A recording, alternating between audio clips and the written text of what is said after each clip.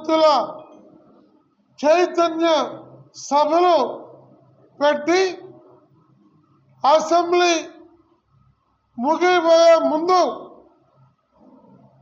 11వ తేదీ BSc meeting జరిగి assembly ఎప్పుడు ముగుస్తుందో దానికి ఒక 4-5 రోజుల ముందు చలో అసెంబ్లీ కార్యక్రమాన్ని కూడా తీసుకోవాలని ఈ సదస్సు నిర్ణయించింది.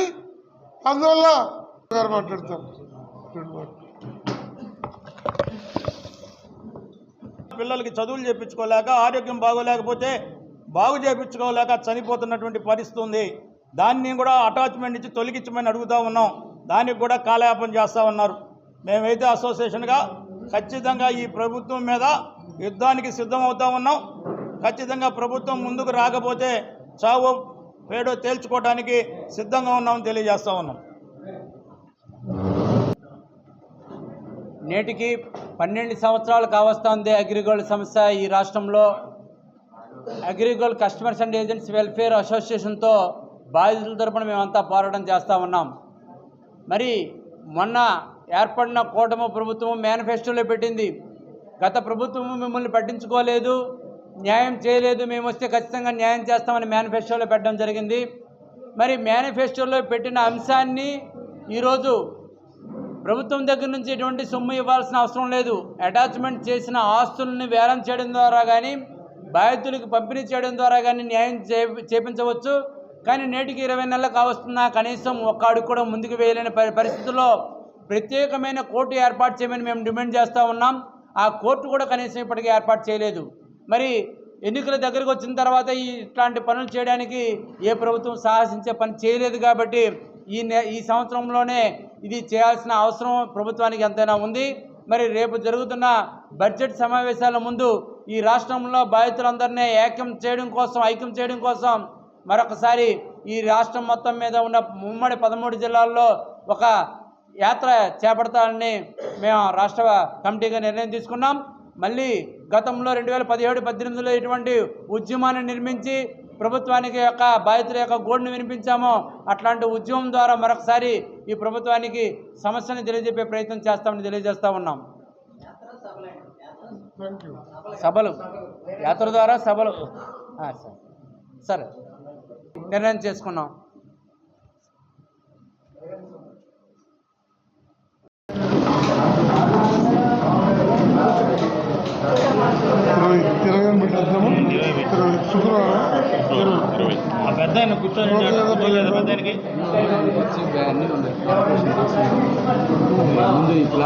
మాట్లాడదు దయచేసి, ఫోన్లో కూడా సైలెంట్లో పెట్టుకోండి.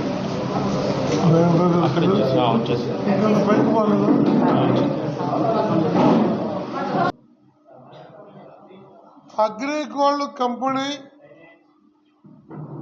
లక్షలాది మంది దగ్గర 7,500 కోట్లు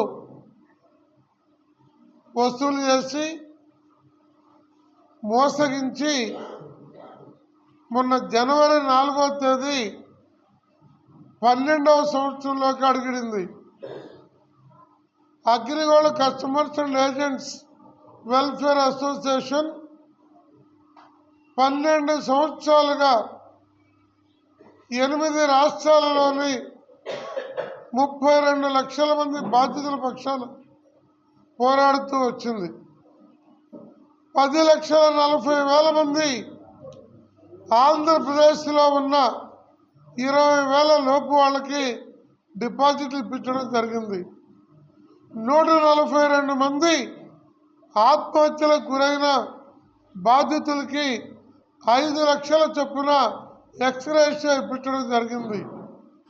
కానీ ఇంకా 20 లక్షల మంది బాధితులకి 6,500 కోట్లు, మన రాష్ట్రంలో 3,000 కోట్లు, బయటకు 3,500 కోట్లు సాధించాల్సి ఉంది. సుమారు 15,000 మంది అగ్రిగోల్డ్ కంపెనీ వేసిన పలు వెంచర్స్లో ప్లాట్లు, భూములు, అపార్ట్మెంట్స్లో మరి ప్లాట్స్ కొనుక్కొని అవన్నీ కోర్టు గవర్నమెంట్ అటాచ్మెంట్లో ఉండిపోవడం కారణంగా వీళ్ళు బాధపడుతున్నారు.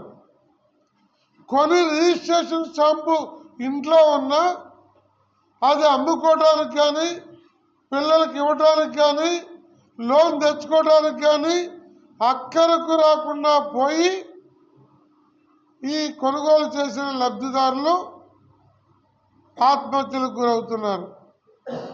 డిపాజిట్లు కట్టిన వాళ్ళు చనిపోతూ ఉన్నారు. ఆనాడు చంద్రబాబు నాయుడు గారి ప్రభుత్వం మన పోరాటం ఫలితంగా ఆస్తులన్నింటినీ అటాచ్మెంట్ చేయటం మనం సాధించిన గొప్ప విజయం. అదే అటాచ్మెంట్ చేయకపోతే అవ్వ వెంకటరామారావు, అవ్వ సీతారామరావు వంటి మోసకారులు ఇప్పుడు మొత్తం అమ్ముకొని ఖాళీ చేసి ఉండేవాళ్ళు.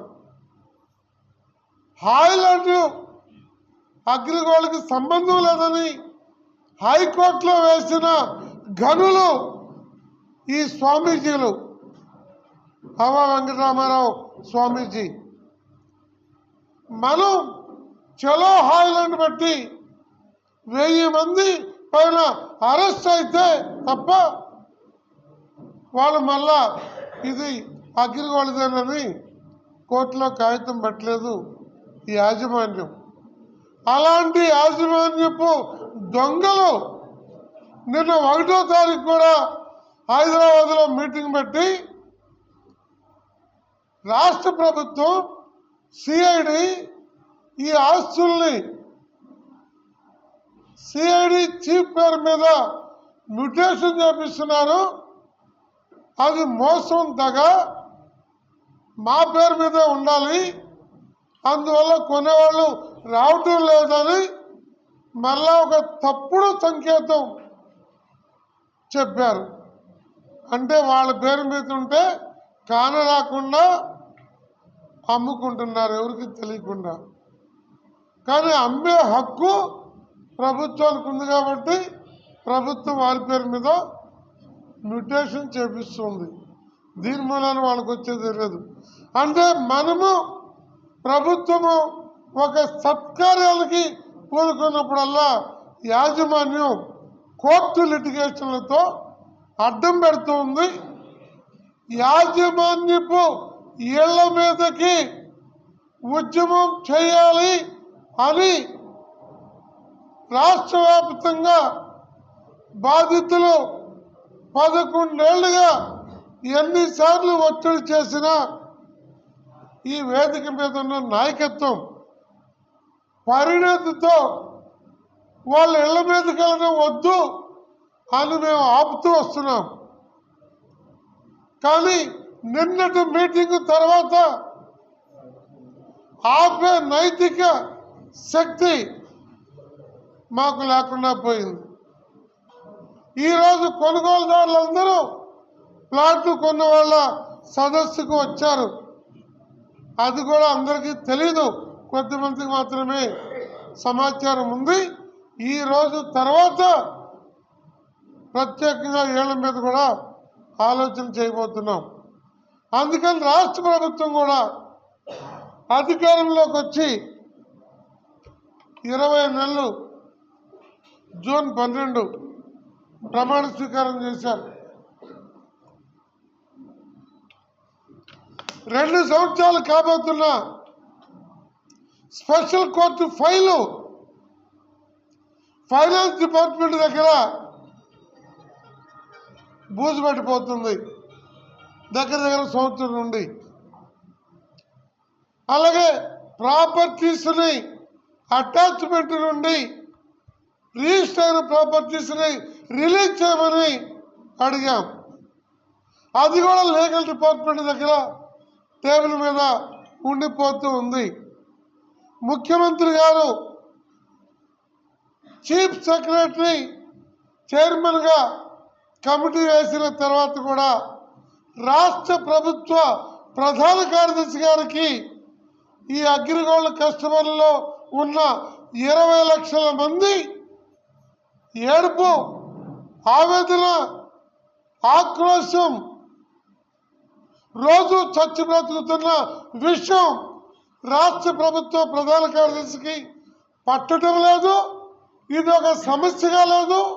ఆయన ఒక సీనియర్ ఐఏఎస్ అధికారి, మన కర్మ కొద్దీ.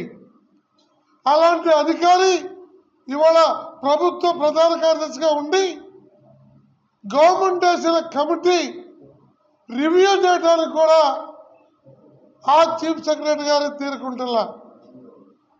ముఖ్యమంత్రి గారు కర్నూలుకి ప్రధానమంత్రి జిఎస్టీ మీటింగు రాక ముందు రోజు అగ్రిగోల్డ్ అంశము రివ్యూ అని పెట్టారు. ప్రైమ్ మినిస్టర్ కార్యక్రమంతో అది వాయిదా పడింది. మళ్ళా తిరిగినంతవరకు ముఖ్యమంత్రి గారి రివ్యూ లేదు. నేను ముఖ్యమంత్రి గారికి మన సదస్సు తరపున మీడియా ద్వారా ఎన్నో డిపార్ట్మెంట్లు ప్రతిరోజు రివ్యూ చేసే ముఖ్యమంత్రి గారికి 20 లక్షల మంది అగ్రిగోల్డ్ బాధితుల గోడు ఆ కమిటీ రివ్యూ చేయడానికి 1 గంట తీరుబడి కావాలి అంటే వారికి ఎన్ని సంవత్సరాలు కావాలి, ఎన్ని మాసాలు కావాలి అని ముఖ్యమంత్రి గారిని సూటిగా మీ అందరి తరఫున మన అసోసియేషన్ ప్రశ్నిస్తూ ఉంది.